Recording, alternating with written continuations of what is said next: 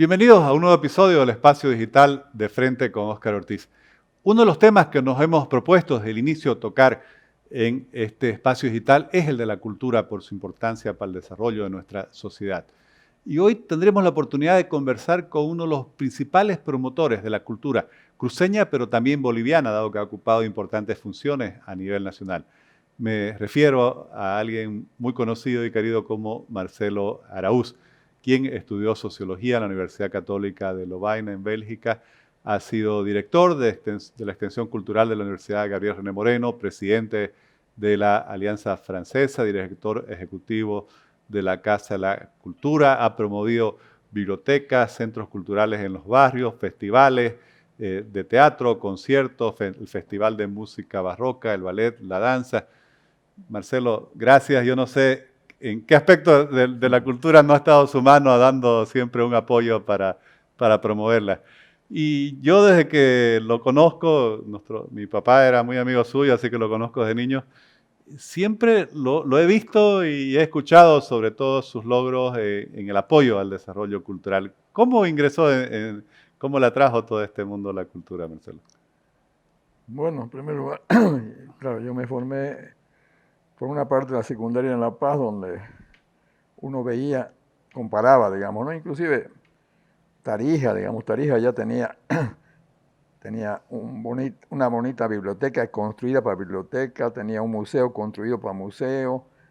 Para no ir más lejos, ¿no es cierto? Sino, en fin, yo hice también como consultor un estudio sobre el plan regulador de Tarija y ahí tuve que estudiar mucho la historia de Tarija, etcétera, etcétera, y por supuesto en La Paz, yo tengo amigos de la biblioteca de La Paz, porque es un hábito ir a la biblioteca y ahí habían conferencias, habían de todo, entonces, y también me quedaba muy cerca la UMSA, donde también el Paraninfo, también habían charlas importantes de muchos profesores que daban charlas, o sea que ese ambiente cultural yo lo extrañaba que no hubiera en esa cantidad y en esa calidad, digamos, en Santa Cruz, entonces siempre sufrí como cruceño de las carencias que teníamos nosotros. Entonces, cuando, si uno ve, en el fondo lo que yo hice fue tratar de, con muy pocos medios que teníamos en esa época, de llenar esos vacíos que no había bibliotecas, que no había un teatro bueno, que no había, así, muchas cosas que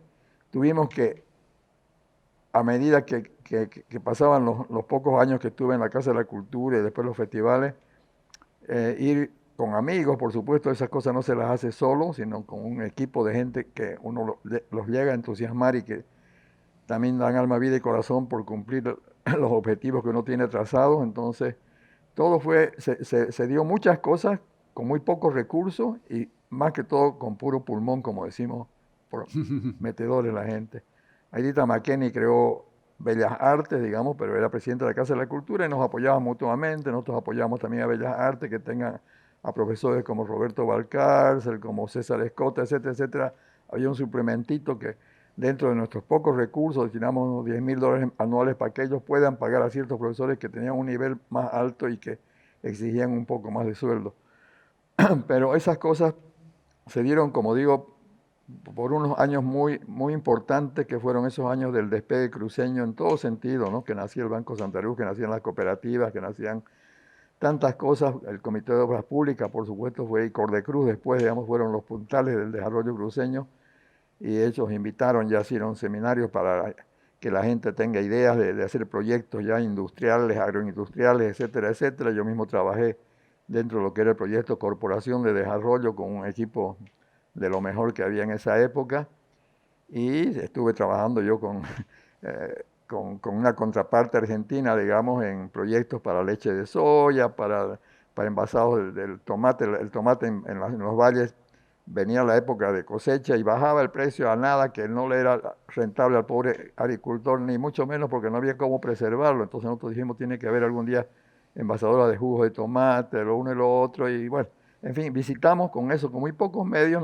Nadie me proporcionaba una movilidad para irme a los valles, a irme a Saipina, por allá, y todo eso lo hicimos, como digo, a puro pulmón, porque queríamos el desarrollo de San Luis en todos sentidos, no solamente cultural, sino que crezca esta ciudad y Y, este departamento. y hablando de esa época, creo que la Casa de la Cultura realmente en esa época marcó un hito, ¿no? Yo recuerdo Sí. que realmente era algo muy importante. Usted era el director ejecutivo, creo que incluso ni siquiera era pública en ese momento, era más un grupo de personas, después No, se no, no, municipalizó. es que no, es que, Eso me gustaría, ¿qué eh, pasó? Porque en esos momentos realmente tenía una sí. preponderancia muy grande. Es que justamente ese modelo, digamos, que se lo va a extrañar siempre, porque fue una casa de la cultura autónoma. Nosotros nunca cambiaban gobiernos, gil y mil en esos años 80. Si vos ves cuántos gobiernos hubieron, tanto municipales que eran a veces nombrados por el gobierno mismo central, ya después Oscar Barberí hizo elecciones para alcalde, pero de todos modos, los alcaldes, toda la gente que podía ayudarte, los presidentes de Cordeluz, todas esas cosas, había una cierta estabilidad en Cordeluz más o menos institucional en cuanto a pesar que sufrían también. Era fulanito y después cayó el gobierno tal y lo nombraron a menganito. O sea que bueno, pero de todos modos, con todas esas cosas, la autonomía de la Casa de la Cultura creo que es el gran este, hecho que ha facilitado lo que todos hicimos nosotros. Es decir, yo no creo que, por más buena voluntad y buenas ideas que hubiera tenido yo, no hubiera podido realizarlas si no hubiera sido esa Casa de la Cultura autónoma. ¿Qué quería decir autónoma? Que nosotros nos hicimos nuestros propios reglamentos, nosotros elegimos nuestros directorios, yo tuve buenos asesores para hacer los estatutos de la Casa de la Cultura, donde la abríamos a todo Santa Luz, digamos, porque la gente se sentía que era su casa, porque todo el mundo de alguna forma o de otra participaba allí. Habían socios gremiales, donde estaba la Federación de Empresarios Privados, la CAINCO, etcétera, etcétera, pero también estaba la Federación de Fabriles, la Federación de Maestros Rurales, Maestros Urbanos, todo el mundo participaba en esa sección que elegía 2 directores, los socios gremiales que se llamaban. Los socios particulares eran gente que ponía sus pesitos y tenían también derecho a elegir a dos socios. Los socios culturales eran personalidades que habían trabajado mucho por la Casa de la Cultura, elegían uno, etcétera, etcétera. O sea que esa Casa de la Cultura, tal como la proyectamos y la concretamos prácticamente, era muy participativa. Y todo el mundo se sentía por algún lado que estaba participando y que estaba poniendo su granito de arena para la construcción de una cosa muy grande que había muchas necesidades en Santa Luz y que se hicieron en gran parte en esa época. La pena fue, como digo, fue la municipalización de esa Casa de la Cultura Autónoma. Entonces, los años 94, en septiembre más o menos por allá, murió la Casa de la Cultura. Y nació una cosa que se llamó Oficialía Mayor de Cultura, que se llamó Secretaría de Cultura, lo que sea, pero la Casa de la Cultura Autónoma, que primero se llamaba solamente Casa de la Cultura y después le pusimos Raúl Otero Reiche, digamos así, pero esa casa murió en septiembre del 94, digamos, ¿no? Su gran última producción muy grande fue esa cantata El Ay, ¿no es cierto?, que la llevaron, el Banco Sandruz la auspició, la llevaron a España, fue al Uruguay, fue a Cochabamba, fue a La Paz, etcétera, etcétera, ¿no? Pero esa fue la gran producción. ¿Eso qué significaba la cantata del Ay? Ahí habían, el compositor era Julio Barragán, que yo lo había traído de La Paz como director del Coro Santa Cecilia. Él compuso y dirigió el Coro Santa Cecilia. Gonzalo Canedo, que también lo había traído de Cochabamba, también hizo la coreografía para que bailen. Ahí todo el mundo bailaba el coro. Bellísima esa grabación de ese estreno, de esa versión de la cantata del Ay, es única, digamos, ¿no? René Jorge asesoraba en la parte teatral, en fin, AT&T hizo los vestuarios, o sea que ese era el ambiente de la Casa de la Cultura, que se juntaba en un cafecito que había por ahí, y haremos tal cosa, y ya avanzaste esto, y haceme lo otro, en fin, ese ambiente se perdió después, digamos, ¿no? Entonces ese ambiente era el de la Casa de la Cultura, y esa fue la pena, digamos, que después ya la municipalizaron, decayó bastante. Entonces ya sostuvieron un poco los centros culturales del barrio, pero no con la actividad que había antes. Antes vos ibas, yo tenía que, bueno, menos mal que fue suerte de la Casa de Cultura que soy soltero, digamos, porque era matiné tarde y noche hasta tardísimo, que yo estaba yendo un día a Lazareto, otro día al barrio oriental, otro día a la Cuchilla, donde sea, porque cada día iba a supervisar, pero además a deleitarme con lo que había, porque iba a dar conferencias a don Noel Kempf, ¿no? Gunther Holman, todo eso los invitaba yo que den también charlas, aparte de los cursos que habían. Roberto Valcárcel daba cursos de dibujo, etcétera, etcétera. O sea que siempre habían cursos de karate, de bordado en mostacilla, uno de lo otro. Entonces eso hizo que los barrios cobren conciencia de que existían como barrios. Nuestros centros culturales en los barrios y las bibliotecas de barrio, que fueron las primeros, hicieron que el vecindario tome conciencia que estaba en un barrio y que podían hacer cosas ellos también, digamos. Marcelo, y quizás eso explica que a pesar, digamos, de Sí. los problemas que causó la municipalización, al final son personas como usted que impulsan la declaratoria como Patrimonio de la Humanidad de las Misiones de Chiquitos y también organizan la Asociación Pro Arte y Cultura que después desarrolla el Festival de Música Barroca y Renacentista. Realmente creo que han sido dos hechos trascendentales, ¿no? Alcides Pareja, que era director justamente de Extensión Cultural en la UMSA, en La Paz, digamos, se vino, los hermanos lo llamaron que se venga a trabajar nomás a Santa Luz. Y se vino acá, yo le dije, una de las cosas que tenemos que hacer con vos, por un lado, es el archivo histórico, y que haya una memoria aquí del pueblo, y por otra parte, ya él mismo con el arquitecto Salas, ¿cómo se llama? Suárez Salas, de Virgilio Suárez Virgilio. Salas, y con la ayuda de Rubén Poma, que en esa época conocía bien Bolivia, digamos, y tenía buenos equipos de televisión. Entonces, porque la UNESCO, para que declarar algo patrimonio de la humanidad, tenés que cumplir las reglas que te exigen. Entonces, te exigen un video de 10 minutos y un video de 1 hora, mucho más amplio, digamos. Te exigen un resumen de 10 páginas y uno de 100 que puede ser, digamos, para que si el tipo duda de algo va en el de 100 y lo aclara, digamos. Los jurados que califican eso, que son jurados que están en diferentes partes del mundo. Entonces, todo eso ese mérito lo tiene Alcides Pareja, que fue el gran impulsor de eso, con Virgilio Suárez y Rubén Poma, que lo colaboró con el video, digamos. Y eso fueron nombrados en diciembre del año 90, como se declaró Patrimonio de la Humanidad a 5 de las misiones jesuíticas de Chiquito, y faltaba el gancho. Entonces, ahí el 94, cuando justamente muere la Casa de la Cultura y nosotros estamos medio desocupados, surge la idea, gracias a una señora que nos visitaron con José Luis Roca, que su esposo era colombiano, vinieron 2 directoras de coros de Colombia, visitaron las misiones, vieron que había hermosa acústica en las iglesias, y dijeron, si algún día hacen un festival internacional de coros y de música, nosotros venimos con nuestros coros. Entonces ese mismo día, ya lo sometí, yo estaba en La Paz en esa época en funciones, era secretario nacional de promoción cultural, en lo que hoy día es Ministerio de Cultura, y Alberto Bailey, que era exdirector de Presencia y mi jefe, prácticamente le cayó bienísimo la idea y comenzamos a trabajar, y cayó la UNESCO y cayeron muchas cosas que nos ayudaron en el primer festival y fue un éxito. Entonces eso fue una buena coincidencia porque hacía falta un gancho, no faltaba la nominación, era muy buena, pero lo que faltaba era algo que atraiga también a la gente. Entonces ya con la Festival de Música, que además nació con la orquesta y coro de Urubichá, o sea que ya hubo participación desde el primer festival de gente nuestra, digamos. Y hubo también de las partituras de Chiquitos, también hubo la misa de la selva, que se llamaba la música San Ignacio, hubo la música de vísperas, que el padre Piotr Nabro la trajo también con Coral Nova, etcétera, etcétera. O sea que ya nació con una base sustentable de lo nuestro en cuanto a riqueza que tenemos nosotros, que eso es mundialmente reconocido, que Bolivia y Santa Cruz en especial, y Chiquitos en especial, y también Mojo, tienen una gran reserva de partituras musicales de los jesuitas de esa época que la interpretaban los coros de niños de los pueblos de Chiquitos, que Dormiñín en 1831 ya se maravillaba, habían sido expulsados los jesuitas en 1776, digamos, y el 83, 82, que vino Dormiñín 60 años después prácticamente, se maravillaba cómo todavía los chicos leían música, interpretaban el coro de niños, y decía, en Europa se quedarían admirados de ver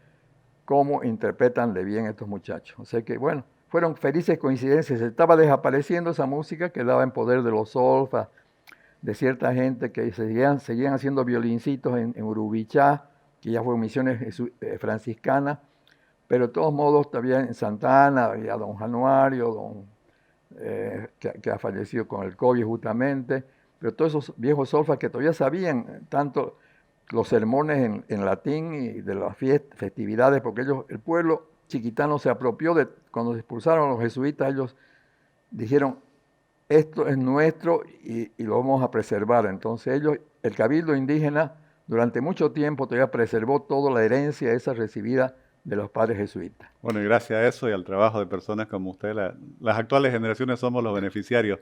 Yo quería preguntarle, usted, lo mencionábamos, ha ocupado funciones también promoviendo la cultura a nivel nacional, ha vivido mucho tiempo en La Paz, yo diría que ha sido también un gran puente entre Santa Cruz y La Paz.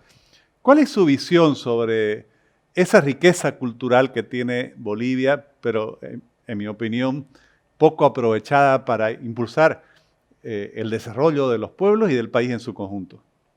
Claro, yo viajo bastante y sé cómo otros países aprovechan su riqueza cultural y turística también, porque también tiene un fondo económico, digamos, ¿no es cierto? Entonces, el turismo de Bolivia, que no tenemos mar ni playa, todas esas cosas, es un turismo cultural en gran parte, y eso no está bien aprovechado, digamos, ¿no? Entonces, ya, bueno, y todavía con estas pandemias y compañía, ya gracias a los festivales en chiquitos que no habían hotelitos, que no habían restaurantes, bueno, se abrieron ya restaurantes, hoteles bastante bonitos, todas esas cosas, y comenzó a haber flujo, que no era solamente en época de festivales, sino en cualquier época del año recibían, porque las orquestitas de los pueblos, además que ha sido otro logro de APAC, la Asociación Pro Arte y Cultura, todas esas cosas, de fomentarla, y los alcaldes de los pueblos de provincia, digamos, que se han apropiado, sus dueños son los quieren tener cada uno la mejor orquesta, el mejor coro, etcétera, etcétera, porque es su carta de presentación cuando va un visitante extranjero o lo que sea. Entonces, todas esas cosas han hecho que la cosa se mantenga viva y que los pueblos progresen en ese sentido de la artesanía, de las cosas que se pueden vender al turista también, digamos, ¿no? La gastronomía, el CEPAT también de Carlos Hugo Molina, digamos, también ha ayudado mucho en esa cuestión de valorizar nuestras comidas típicas, nuestra gastronomía, porque todas esas cosas es lo que pide el turista, digamos, cuando viene, ¿no es cierto? Entonces, las posibilidades están abiertas grandes, ya hay una pequeña infraestructura hotelera bastante buena, hay la posibilidad del aeropuerto en San Ignacio de Velasco, que algún día funcionará, todavía no funciona, pero yo pienso que mucha gente del Brasil, de la Argentina, porque hay la ruta que se llama de las misiones jesuíticas de Sudamérica, que el Paraguay y la Argentina y Brasil las explotan bien, pero no están conectadas con lo de Bolivia, pero habría que buscar esa conexión y que esos tours grandes también lleguen hacia nuestra ciudad. Marcelo, yo realmente estoy muy agradecido de poder compartir estos minutos con usted y escucharlo y conocer toda esa trayectoria. Y me gustaría terminar esta conversación preguntándole qué le diría usted a todas estas nuevas generaciones, muchas de las cuales están asumiendo ya espacios en la promoción cultural. Usted con toda esa experiencia de una vida entera dedicada, yo diría, a la cultura, ¿cuál sería el mensaje que le diría a estas nuevas generaciones sobre la importancia de dedicarse, de darle tiempo, de empujar el desarrollo cultural? No, ya es admirable, digamos, ¿no? Últimamente la gente está, donde uno mira, digamos, hay mucho mejor músicos a escoger, digamos, las orquestitas son cuáles mejores. Anoche estaba en la clausura de la Feria del Libro y tocaba la orquesta del Plan 3000, digamos así, con Coco Molina se llama el director, pero son orquestitas ya de lujo, digamos, ¿no? Cuando nosotros comenzamos con Urubichá la primera vez, digamos, era todavía una orquestita Michi, como decimos, ¿no? Pero ya han ido creciendo y ahorita hay el instituto ya en Urubichá, un instituto de música que da títulos, los chicos van, los otros de las otras provincias van a sacar su título que les permite ya tener un papelito con el cual ser profesores de música, es decir, es una profesión ya, no solamente el tocar, sino también un medio de vida, digamos, ¿no? Entonces, bueno, esas cosas han ido creciendo mucho, entonces la gente ahorita hay un gran material humano que está apto para cumplir justamente todos los desarrollos. Aquí lo que falta ahorita son de nuestras autoridades, no tenemos teatros, no tenemos... la Casa de la Cultura es un teatrito de los años 60 y poco, y han pasado 50, 60 años y no tenemos un teatro, debíamos tener varios, digamos, pero por lo menos uno siquiera, ¿no? Que tenga la tecnología moderna, todas esas cosas para un público ya masivo y grande, digamos. No tenemos, muchas cosas nos faltan, ¿no? Es decir, estamos aparte de la biblioteca que mira, un mérito del actual alcalde, digamos, ¿no? Es cierto nosotros hicimos un convenio inclusive con España en una época que Cordeluz ponía $1 y España iba a poner otro dólar. Después se paró eso por algún motivo político y después ya asumió, hubieron elecciones y ganó Johnny Fernández, digamos, y él en su plan de decía, voy a terminar la biblioteca. Es el único edificio cultural de valor que se ha hecho estos últimos 20, 30 años, digamos, ¿no? Sí, es una vergüenza que Santa Cruz en ese sentido, ¿no? Tenemos hermosos hoteles, tenemos hermosos resorts, etcétera, etcétera, y shopping y de todo, pero no tenemos nada de infraestructura cultural, no tenemos museos, no tenemos muchas cosas que no se han construido ya en todo este periodo tan largo en el cual el presupuesto municipal, como digo, siendo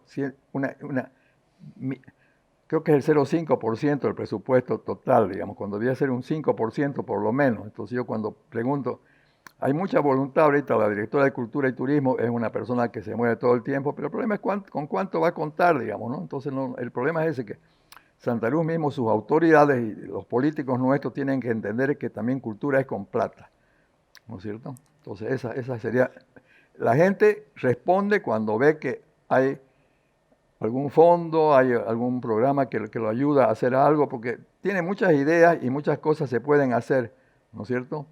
Y el público también responde, pero el problema es dónde voy a ir si no hay donde vaya las comodidades, el parqueo, todas las cosas que vas a un cine y tenés todas esas cosas, vas a un centro comercial y tenés muchas cosas, pero no tenés, en Brasil, por ejemplo, todo centro comercial tiene un teatro, independiente de varios cines que tiene también, pero tiene un teatro. Entonces, esas cosas yo pienso que debe ser que en Brasil, me imagino que cuando vos pedís permiso para hacer un gran shopping, también te dice, hace también usted un teatro, digamos. Entonces son cosas que ya están regladas y que la combinación privada-pública, digamos, se combinan. Entonces allá el shopping Ibirapuera, el shopping de la Villa Olímpica, todos tienen teatro, ¿no? Entonces eso también podría hacerse acá, ya debía tener el Mall Ventura, el Mall Las Brisas, lo que sea, también cine y teatro también. Entonces es cuestiones de buscarle, ¿no es cierto? Marcelo, le agradezco no Bueno, solo por esta entrevista, por esta conversación, sino sobre todo por todo lo que ha hecho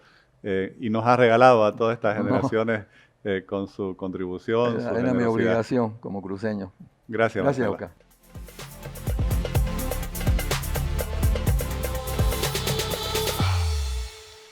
Solo puedo terminar este episodio reiterando mi homenaje, mi reconocimiento, mi agradecimiento como cruceño, como boliviano, a todas las obras que ha impulsado en materia de desarrollo cultural Marcelo Araúz. Creo que es un ejemplo de vida para todos nosotros y también nos muestra, y debe ser un llamado de atención para todos, para nuestras autoridades principalmente, como personas particulares, con el apoyo de otras personas, de empresas, han hecho tanto por la cultura, yo diría, han hecho mucho más que las instituciones estatales, tanto de la ciudad como del departamento y del país.